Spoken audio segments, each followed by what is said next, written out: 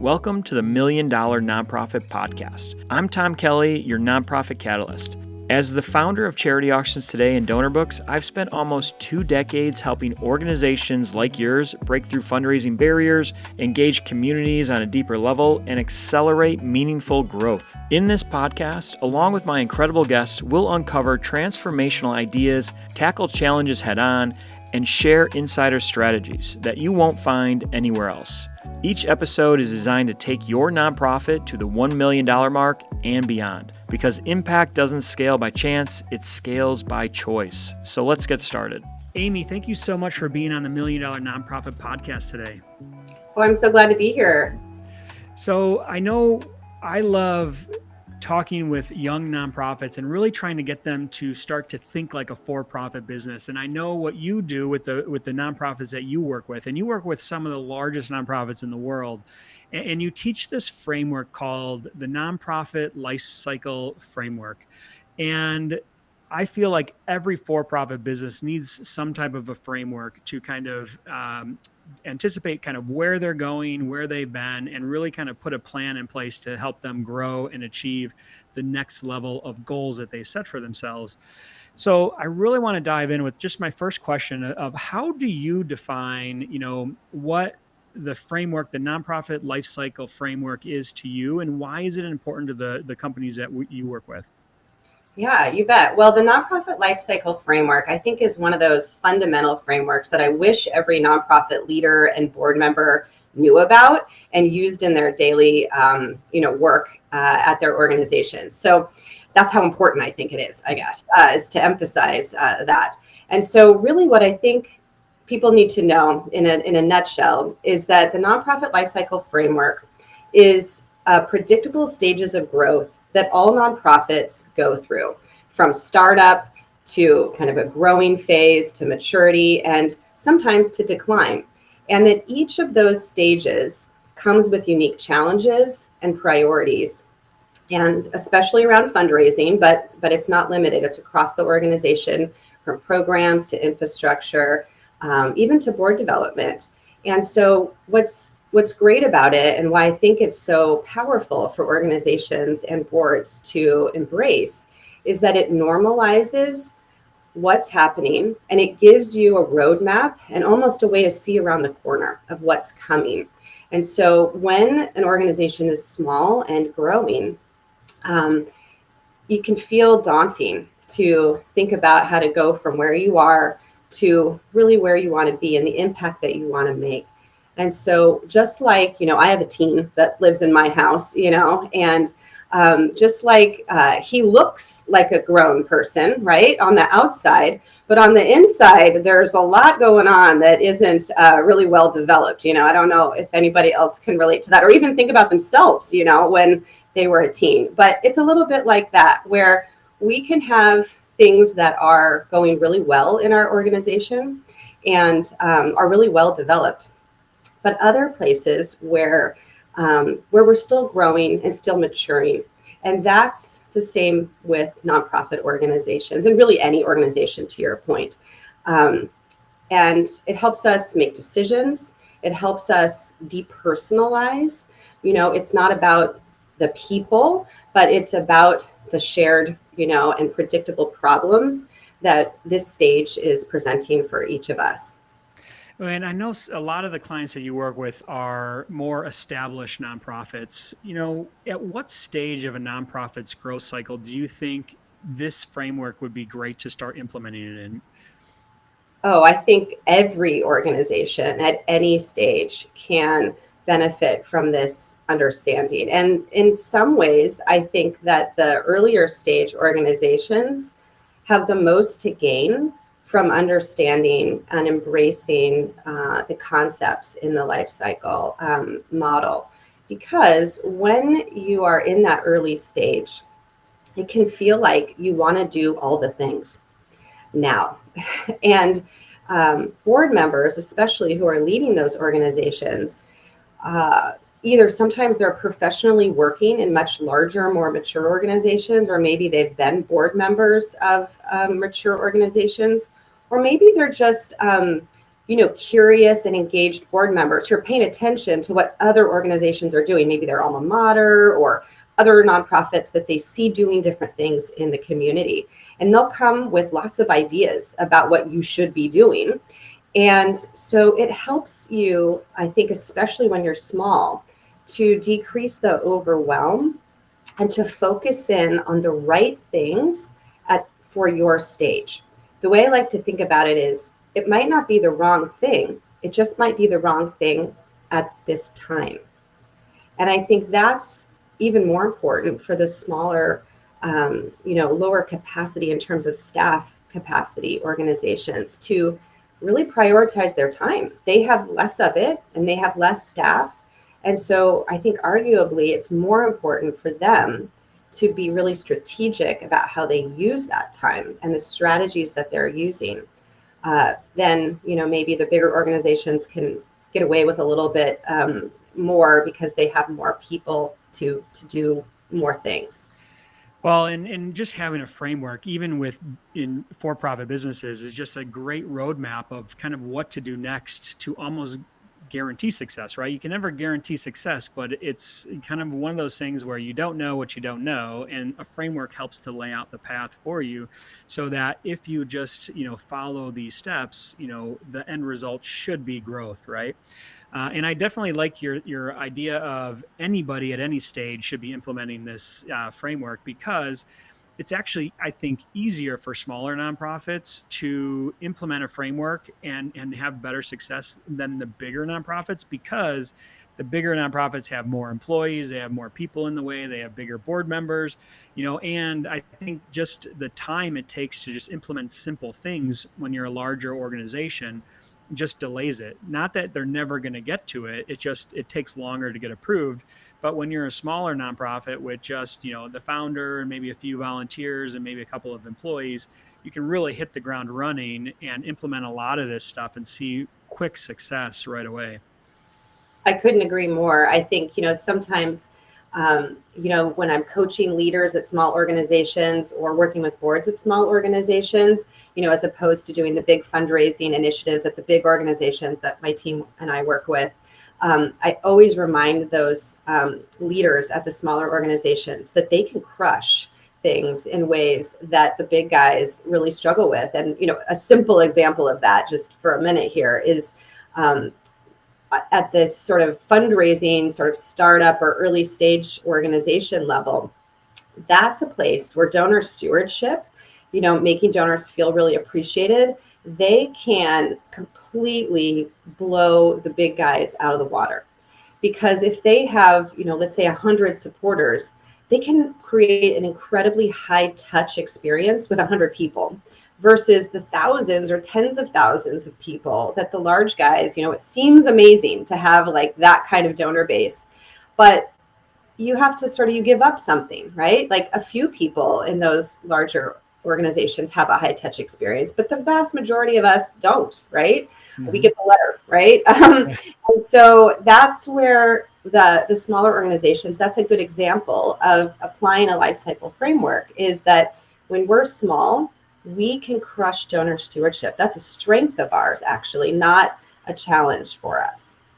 So let's start to unpack the framework a little bit. What are the different, stages in the life cycle that, nonprofits can start to, that are listening right now, can start to decide, okay, this is the stage I'm currently in, and, what can I do next?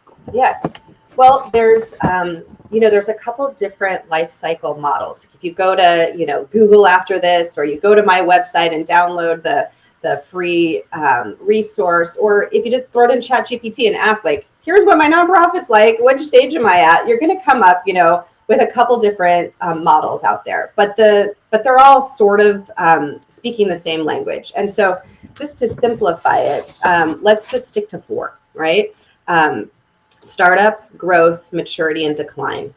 And so, those would be kind of the big buckets. Again, some might have 6, might have, 7, whatever, but the gist is all the same. And so in startup, that's where you're really building, and you're trying to establish that there's a need for you in the marketplace, and that you can exist. Oftentimes, you're an organization that is all volunteer led. You don't have professional, paid staff yet, and you have volunteers who are running the organization. Then, when you move into growth, you've sort of established, yep, there's a need. There's something here that people are responding to, and our community is responding to and needs.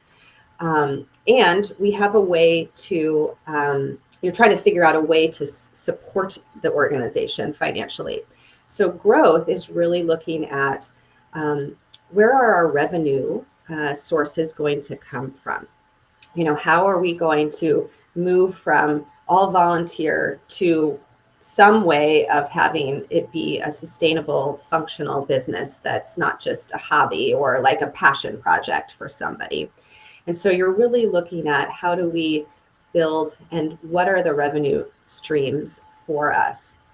Then when you move into maturity, you're looking at scaling and how do we build off of that kind of early success that we've had in terms of the revenue. Oftentimes, moving from growth to maturity means that you're having to rethink some of your revenue strategies. Most of the time, organizations start from startup into growth by using fundraising, just, from individuals, kind of grassroots fundraising as a way to establish that revenue source. But moving from growth to maturity often means you're building a more diverse set of revenue streams, whether that's from individuals, yes, maybe it's from foundations that's still philanthropic, but it also could mean from other kinds of earned income strategies or contracts with public entities. There's a wide range of things that can look like. And then decline is where it seems like your relevance is, maybe wavering in the marketplace, that for whatever reason, the market is not meeting or has evolved or changed in some way, that those revenue streams have broken down for some reason. And you're needing to reassess, what is our mission? Is this still needed? And if so, how do we reimagine the way that we fund ourselves? And when you're working with a new nonprofit, what's kind of the first thing that you guys identify? Is it just identifying what stage they're currently in and then, figuring out, putting the plan together from there? Or is there something else that when you first sit down with them, this is the first thing we need to identify if we want to have success with this framework? Yeah. So a lot of times, organizations that are coming to me are looking to grow in some way, makes sense. I want to grow our fundraising or grow our impact. And so one of the things I like to, probably the first thing that I try to, kind of discern, either I ask directly or I try to kind of get at, is this a fundraising problem or a revenue problem? Unpack both of those, because I don't think a lot of people understand that. Because Okay. a lot of people think fundraising is revenue, Yeah. but it's not, right? So unpack both of those, because I think that's very important. Yes. So when nonprofits are, what's that old saying? It's like nonprofit is a tax status, not a business model, right? I think probably lots of people have heard that. And so what that means is that nonprofits have all sorts of ways to resource themselves, to fund themselves. And philanthropy, which, again, simple, individuals, corporate, and foundations, those are just one option for growing your revenue or to have revenue streams. And in fact, Heather McLeod Grant, she's an iconic kind of researcher in this space. Her work has shown that national average is that around 10% or less of nonprofits that are sustainable, 10% or less of their annual revenue is coming from philanthropic sources, which can kind of blow people away. And then Heather's research has shown that organizations that scale never do it on the back of philanthropy. They do it on other revenue sources. So when an organization is small, and I think this is really important for your audience and for small nonprofits, it's totally understandable when you have an idea, you see a need, and you want to meet that need, that you try to get that off the ground as quick as you possibly can. And so the quickest way to get it off the ground is to do grassroots fundraising from individual people, right? Whether that's in kind, like we're going to get backpacks, everybody bring a backpack, right? Or it's we're going to get backpacks to people, and each backpack's like $50. Would anybody give us $50, right? That is the easiest way to get it off the ground. But once you figure out that, yep, backpacks are needed, right? There's a market need. Then you have to figure out, if we want to grow, knowing what I just said is essential for the founder and the leaders and the board members to think more broadly about how we scale. How are we going to go from, 20 backpacks at this school to backpacks across our community? And is fundraising the best strategy to do that, to grow our organization? And what are the other revenue sources that we might be able to tap into?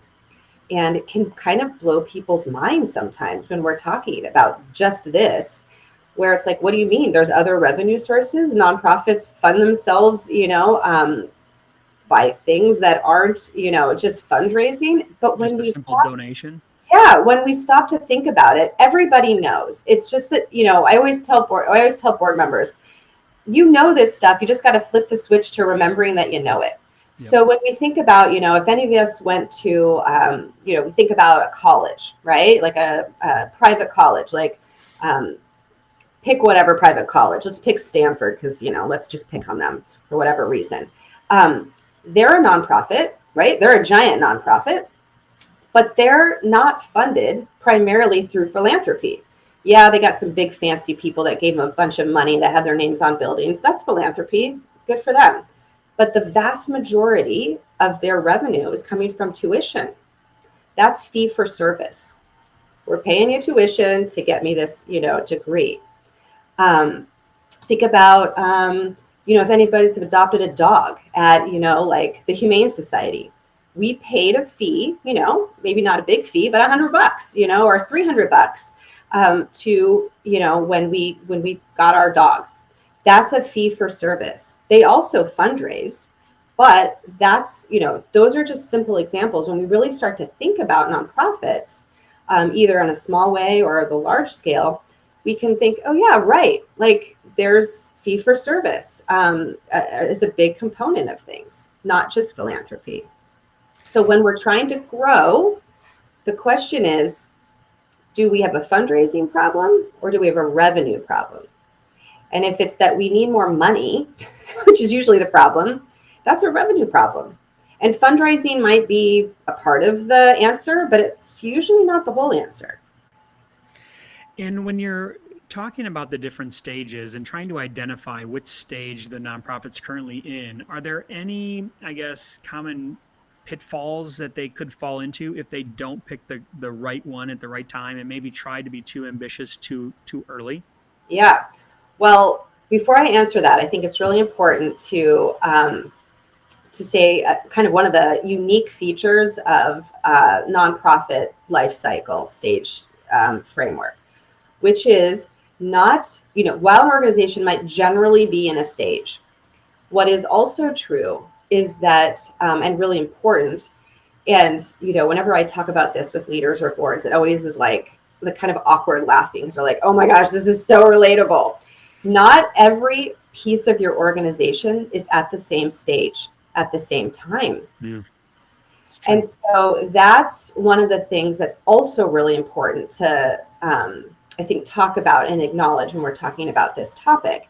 So typically nonprofits are mission centered. And so their programs get way out ahead of their kind of administrative functions and their operational functions. And so the programs can be incredibly well run, incredibly well, staffed. And then, their finance, their fundraising, their kind of operational systems can be lagging. That would be a very typical pattern of kind of evolution for an organization. Mm-hmm. And so that's, I think, important to acknowledge. So when we're talking about, what stage am I in, I think it's also, it's harder. It's helpful to think about, well, which part of the organization are we talking about? Because the answer is oftentimes different depending on each piece of the organization. Well, and that's one of the things that a lot of people I just don't think about. You know, they just say, "Hey, I want to grow, I want to make more money," you know, for our organization, but the entire organization almost needs to be ready for that, you know, for the different things that you're going to be implementing. Just like you just said, it's like, well, you know, you could have an employee problem where you don't have enough volunteers, enough employees to be able to put this initiative together, to be able to raise the kind of money that you want to raise.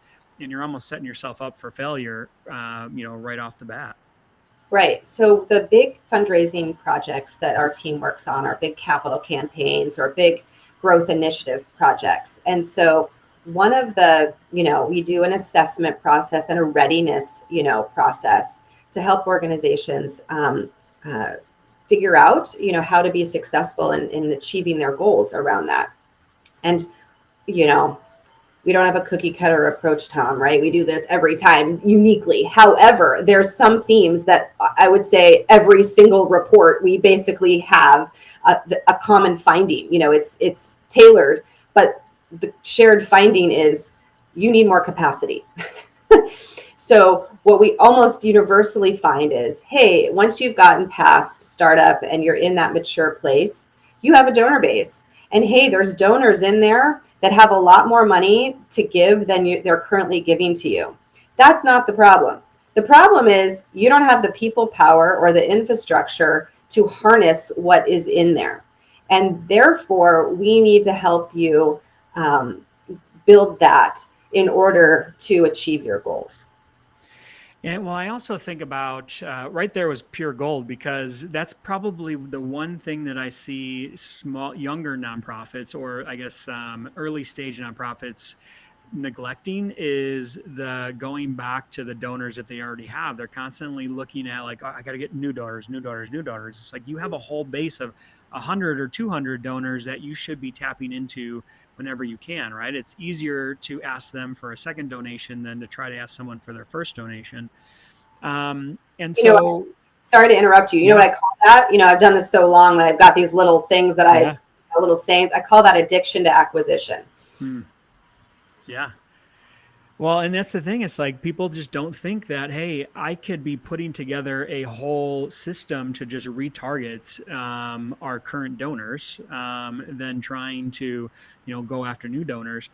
And so let me ask you this question, because I don't think people quite understand this is, you work with these nonprofits to implement this plan to be able to unlock, extra, either the resources or the financing, the revenue, the donations.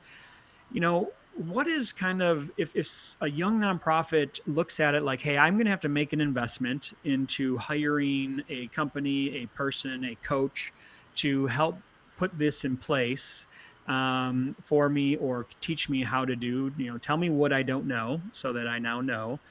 What is probably the quickest ROI that they can get, or what is that ROI timeframe? And, how many people are just not thinking about like, hey, I have to invest in somebody else to help grow my business. But if I do that, then my business will explode, right? Or my organization will explode. Yeah.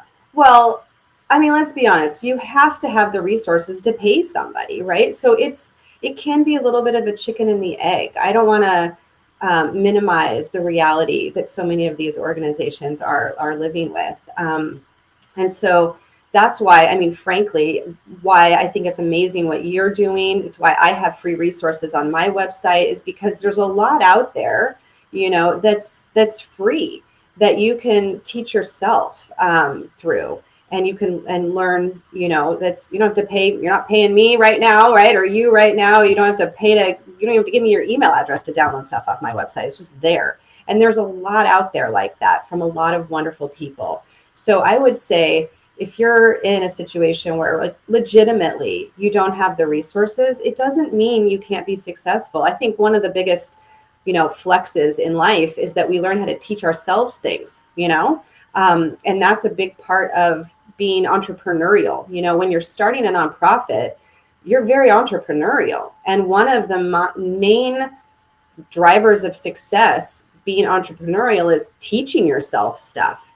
And so there's a lot out there. So if you're like, we're not in a position, doesn't mean you're screwed. It just means I got to teach myself. And that's a superpower that you probably have within you if you're somebody who started a nonprofit. So I'd say go to the web and teach yourself stuff, around this. Well, yeah, and Yeah. I just think like, a nonprofit founder is an entrepreneur. They're a business owner. It's a nonprofit business, but it's a business. You still have to put in the work. Like, Elon Musk and Jeff Bezos and Bill Gates, they all, when they first started out, they didn't know what they were doing, but they had to learn it. And you learn it by, watching other people, what they do, reading the books that you need to read, and just kind of hiring the consultants to come in and fix this one portion of their business. But every big business and every business owner out there, successful business person, started out not knowing anything. And Yeah. I think you just have to go into the nonprofit space as a founder, thinking like, hey, this is great, I get to help people, and that's all I'm going to do is take in some donations here and then give it over here. But really, you need to be able to hold on to money, have a runway, and invest it back into knowledge and teaching for yourself and your team, so that you can scale and grow the organization faster, if you want to have that big impact in the world. I agree. And I think, to circle back to your question, I think that sometimes whether it's a nonprofit or a for-profit or whatever kind of business, the attraction to scaling quickly is a mistake. I think oftentimes you need to take a more measured approach to growth, or even stay at a stable size in order to build your infrastructure and your capacity. And that, I think, is something that takes some discipline, frankly, because the pressure out there, either from inside of you or from your board members, or just what you think you quote unquote should do, or even with nonprofits, it's the need, right? Like there is such a need out there, and so that can feel like a pressure, but it takes some discipline and a way of thinking to say, you know what, we're gonna invest in ourselves. And again, I don't want to, I don't want to not acknowledge the challenges around that. I get it. Donors and foundations have often been like, I want the new shiny program. And so you feel like you have to chase this like growth thing to attract, funding. But the reality is I think that's shifting. I don't think it's like completely shifted, but I think there has been a growing consciousness among foundations, specifically, that are really understanding capacity, and building and investing in capacity building. And I think that's a wonderful evolution. I hope more, embrace that way of thinking. So I like to talk or ask this question as our last question of the day, and then we're going to learn more about how people can get some of these free resources from you, and where they can connect with you. But you've worked with a lot of organizations of all sizes over the years. What is probably one of the most common mistakes that you see some of them making when selecting either fundraising strategies or implementing a framework, or anything like that they can avoid today, that would be an easy first step to avoid, that will kind of put them on the right path to success? Yeah, great question. I think trying to do what it seems like the big organizations are doing, like let's build an endowment, when you are actually needing to build a donor base, right? Building an endowment is not a bad idea in general. Like it's not a bad thing, but it might not be the right thing for you right now. And so I think that's the thing that I would just offer as, a takeaway, a practical takeaway, is to look over your fundraising plan. And I guess that would be the biggest takeaway. There's a huge amount of research that shows if you have a written annual fundraising plan, not one just up in your head, like I got a plan, right? But an actual written fundraising plan, you will raise more money. So assuming you have one, if you don't, get one, and then look it over. and ask yourself, are these fundraising strategies the right things for us at this stage? And if they're not, what are those right things that we should be doing? Building our base. Maybe events are a great strategy to build your base. But if you're at a larger organization, it's like, well, maybe events served a great need. We're working with an organization right now where events were a big strategy for them to grow. But now they need to move into just asking people directly, for major gifts. And events isn't the cornerstone of what they should be doing anymore. So that's an example of, this was a great strategy, but now we're at a different stage. So look at that fundraising plan that you have and ask yourself, well, what stage are we in? And does this still make sense for that stage? And evolve your strategies to be more connected to that stage. Yeah, I love that. And so, how can people get into your world? I know you mentioned free resources, and I know in the description we've given away some, and we had some links for them to get those free resources. But how else, if they wanted to get in touch with you, what's the best way of doing that? Yeah. The vargagroup.com is the website, and there's a kind of a tab at the top that says resources. And I'm really committed to understanding not everybody is in a position to hire myself or my team. So you just get to go on there, search around, and click and download. So that's a great way. And then people also seem to love all that I share on LinkedIn. And so I would say find me on there. I don't have a company